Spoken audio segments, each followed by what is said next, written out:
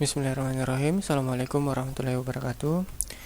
Pada kesempatan kali ini kita akan melanjutkan materi tentang perbandingan tak senilai. Karena minggu lalu kita sudah belajar perbandingan senilai, maka pada kesempatan kali ini kita akan belajar tentang perbandingan tak senilai. Nah, sebelum masuk ke pembahasan, mari kita bahas dulu pengertian dari perbandingan berbalik nilai atau tak senilai. Jadi, perbandingan berbalik nilai itu bisa juga disebut perbandingan tak senilai. Jadi tergantung bahasanya yang mana, semuanya benar.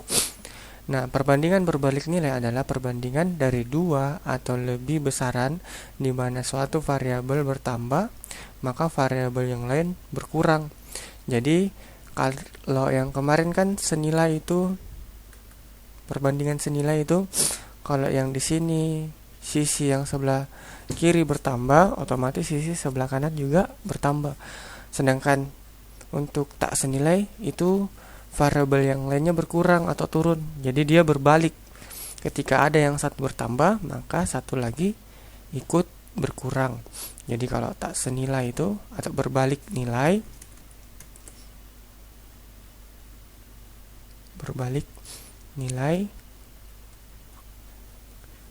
yang di sini bertambah, di sini berkurang. Untuk lebih jelasnya nanti kita akan bahas ke contoh soalnya. Bagaimana yang dibilang bertambah, yang nilai satu bertambah, nilai satu berkurang, atau nilai satu berkurang dan nilai yang satunya bertambah. Kalau senilai kan, kalau satunya bertambah otomatis sebelahnya juga bertambah. Kalau sebelahnya berkurang otomatis sebelahnya juga berkurang. Jadi itu yang membedakan dia senilai dan berbalik nilai. Nah, contoh kejadian yang termasuk perbandingan berbalik nilai antara lain banyak pekerjaan dengan waktu penyelesaian. Jadi ketika pekerjaan dikerjakan oleh 2 orang bisa selesai 30 menit, bagaimana kalau pekerjaan tersebut diselesaikan 4 orang? Nah, ini maksudnya di sini bertambah, 2 ke 4 kan bertambah. Jadi kalau 2 pekerjaan saja diselesaikan 30 menit, berarti kalau 44 orang berarti pasti lebih sedikit waktunya karena lebih banyak yang mengerjakan. Jadi otomatis 30 menuju X itu berkurang. Jadi ketika salah satu sisinya bertambah, sisi yang lainnya berkurang. Ketika sisi yang di sini berkurang, maka sisi yang satunya bertambah. Jadi dia berbalik nilainya. Itu dikatakan perbandingan berbalik nilai. Sama yang contoh kedua, banyaknya hewan dengan waktu menghabiskan makanan. Jadi ketika kita pelihara ayam seumpama 10 ekor, terus persediaan makanan kita itu 4 karung. Kira-kira kalau kita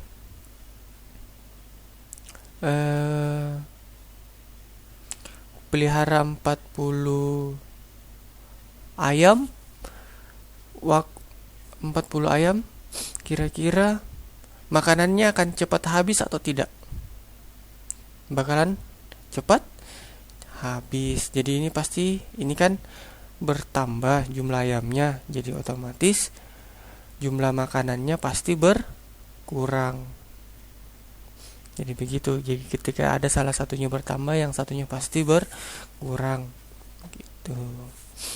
Nah, untuk perbandingan senilai, untuk yang diingat saja, kalau senilai itu sebagai pengingat A1 sama dengan A2 sama dengan B1 per B2. Kalau perbandingan berbalik nilai, dia berubah nilai-nilainya. A1 per B2 sama dengan A2 per B1. Nah, bagaimana rumusnya kalau A1 yang mau dicari? A1 sama dengan berapa itu? A1 A2 dikali B2 per B1. Nah, kalau B2 yang dicari, B2 sama dengan B2 berarti ini dikalikan A1 dikalikan dengan B1 per per A2. Terus bagaimana kalau A2-nya yang mau dicari? A2 sama dengan berarti A1 dikali B1. 1 dikali B1 per A2 berarti per B2. Kalau B1-nya yang dicari berarti A2 dikali B2 per A1. Jadi ini yang diingat. Jadi jangan sampai salah pakai rumus. Jadi ketika A1 yang dicari ini, ketika A2 yang ini, ketika B1 yang ini, dan ketika B2 yang ini. Dan ingat, ini berlaku hanya untuk berbalik nilai. Jangan sampai terbalik, yang dipakai rumusnya senilai, sedangkan soalnya berbalik nilai. Nah, lanjut ke contoh soal supaya lebih mudah. Nah, untuk mengingatkan yang senilai kemarin kan kita buatkan kotak-kotak. Kita identifikasi dulu dia soalnya senilai atau berbalik nilai. Nah, ini ada 2 kasus yang mana yang membahas tentang kecepatan putaran per menit dan kecepatan putaran dan waktunya. Jadi putaran dan waktu. Ternyata untuk 18 menit dia berputarnya sebanyak 54 menit. 54 putaran. Nah, bagaimana putarannya kalau 12 menit? Nah, 12 menit. Ini berapa? Nah, jadi ingat ini kan berbalik nilai. 18 ke 12 kan nilainya apa? Berkurang.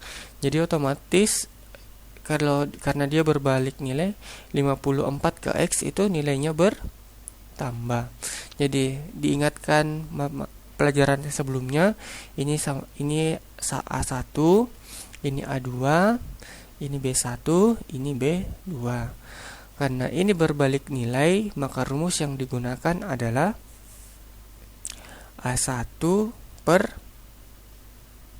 B2 sama dengan A2 per B1. Nah, dari kolom kotaknya ini apa yang tidak diketahui?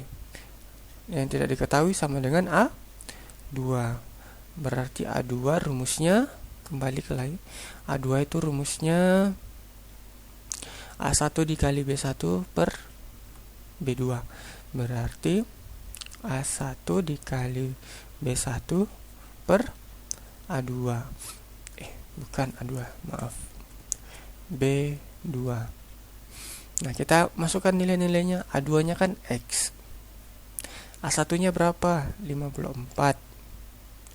B1-nya berapa? 18. B2-nya berapa? 12. Nah, ini bisa disederhanakan. Masing-masing dibagi 6. Ini dapatnya 3, ini dapatnya 2. Jadi tinggal di sini kita lanjut di sini. Jadi tinggal 54 X sama dengan 54 dikali 3 per 2. Masih ada tidak yang bisa disederhanakan? Bisa ini. 54 dan 2 masing-masing dibagi 2. Ini habis, ini sisa 1. Ini jadi 27. Jadi 27 kali 3. Ini 1 ditulis tidak? Tidak. Kalau pembagian tinggal 1 tidak usah ditulis. Jadi dia sama dengan tidak terhitung. Jadi 27 kali 3 itu sama dengan 81. Jadi di sini 81. Ini boleh diperiksa kembali, sempat saya salah hitung. Jadi kalau 18 menit dia berputar 54 putaran, sedangkan 12 menit dia berputar sebanyak 81 putaran. Jadi nilai 54 ke 81 itu bertambah, sedangkan nilai 18 ke 12 itu nilainya berkurang. Jadi dia berbalik nilai. Jadi jangan sampai terkecoh menggunakan rumusnya. Nah, lanjut ke contoh soal nomor 2. Seorang peternak, nah ini berkaitan dengan contoh kasus yang kedua. Seorang peternak mempunyai persediaan makanan untuk 20 ekor kambing. Ini ada kotak. Sini ada kambing. 20 kambing. Terus selama 18 hari. Kemudian peternakan membeli 4 ekor lagi. Berapa lama persediaan itu akan habis? Jadi ini kan ada persediaan selama 18 hari. Jadi kalau kambingnya bertambah atau berkurang, kalau kambingnya bertambah otomatis persediaannya semakin berkurang. Jadi otomatis di sini ini kan X. Di sini berarti 8 kalau kambingnya bertambah di sini kan dari 20 kambing. Terus peternak membeli 4 ekor, jadi bertambah kambingnya. Jadi otomatis makanannya cepat berkurang. Jadi 18 ke X itu berkurang. Sedangkan kambingnya kan bertambah. Jadi ini 4 jangan ditaruh di sini. Salah itu. Tapi karena kambingnya awalnya 20, terus dibeli lagi sebanyak 4 ekor, jadi total kambingnya sekarang adalah 24 ekor. 20 ke 24 kan bertambah, jadi ini otomatis berbalik nilai. Nah, kira-kira kalau 24 ekor kambingnya berapa hari mami makanannya tinggal? Otomatis tambah berkurang lah. Nah, kita cari tinggal berapa hari bisa bertahan makanannya. Nah, ini sama tadi, ini A1, ini A2, ini B1, ini B2. Jadi yang ditanyakan adalah, iya betul, B2.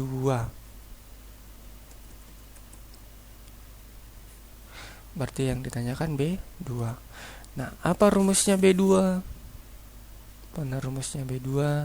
B2 sama dengan A1 dikali B1 per A2. Atau saya tuliskan kembali rumusnya di sini, Dek. A1 per B2 sama dengan A2 per B1. Karena B2 yang ditanyakan, maka A1 dikali dengan B1 per A2. Nah, sekarang tinggal diinput satu-satu nilainya. B2 berapa? B2 kan X. A1 berapa? 20. B1 berapa? 18. A2 berapa? 24. Nah, ini bisa disederhanakan. Ini masing-masing dibagi berapa di? Oh, ini mau dulu. Masing-masing dibagi 4. Ini jadi, kalau 20 bagi 4 itu dapat berapa? 5. Ini dapat 6. Oh, jadi tinggal 5 kali 18 per 6. Masih ada tidak yang bisa disederhanakan? Masih ada, ini masing-masing dibagi 6. Jadi ini habis tinggal 1. Jadi kalau 1 tidak usah ditulis. Jadi ini 18 bagi 6 dapat 3. Jadi tinggal X sama dengan 15 kali 3. Jadi 15 kali 3 5 kali 3 hasilnya 15 hari. Jadi makanannya bertahan cuman tinggal 15 hari. Jadi kalau ada yang ingin ditanyakan dari materinya, bisa dijapri di WA, atau ketika ada materinya yang masih belum connect, kenapa ada pembahasan senilai, bisa dilihat video sebelumnya, atau video ini bisa diulang-ulang sampai dipahami. Cukup sekian pembahasan kali ini, saya ucapkan Assalamualaikum warahmatullahi wabarakatuh.